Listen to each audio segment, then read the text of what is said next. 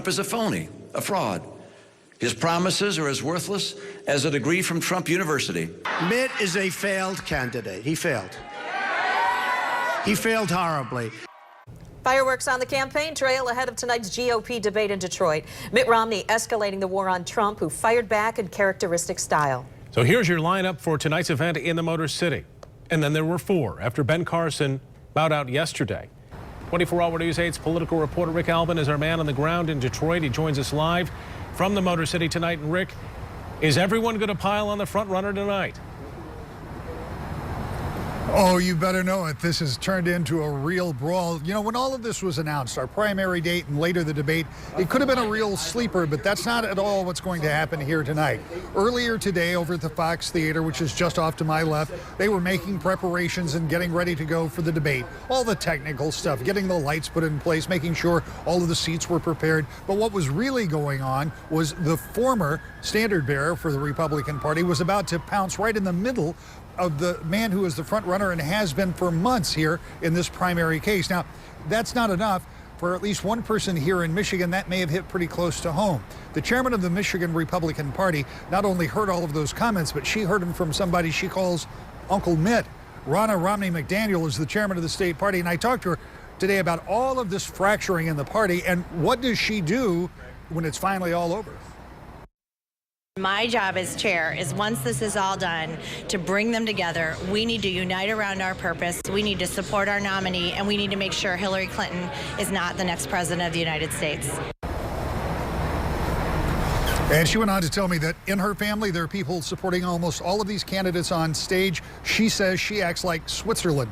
She just has to stay neutral until this thing is all over. And then, as you heard her say, she wants to get Michigan to turn for a Republican candidate, something I might point out hasn't happened in a general election since 1988.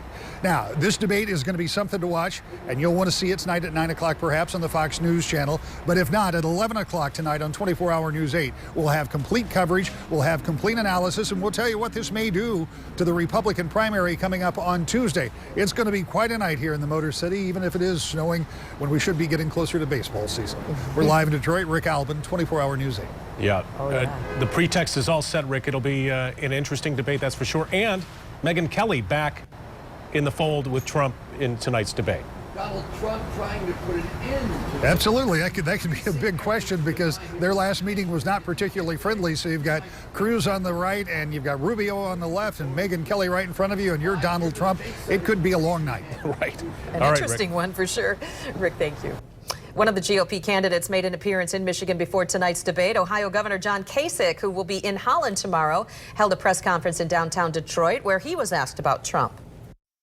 To those people who are frustrated, we are not going to get these things fixed with just promises or rhetoric. It doesn't work that way. And I'm not here to blame the press. I like the press. I've worked with the press, and you all know that I have. But I've never really gotten the opportunity to be heard in this country. Democrat Bernie Sanders also held a press conference today, this one in Lansing after last night's rally at Michigan State. The topic was trade. Sanders says that Hillary Clinton's approach to trade has been wrong and that families have suffered as a result. Over the past 15 years, the state of Michigan has lost 1/3 of its manufacturing jobs. The most significant reason for this economic decline is our failed trade policies. 43,000 people in Michigan have lost their jobs as a result of NAFTA. And we have just learned that Sanders will be at GVSU tomorrow night. He'll be meeting with Clinton for yet another debate Sunday in Flint. And of course, all of this leads up to Tuesday's primary. 24-Hour News 8 has you covered every step of the way.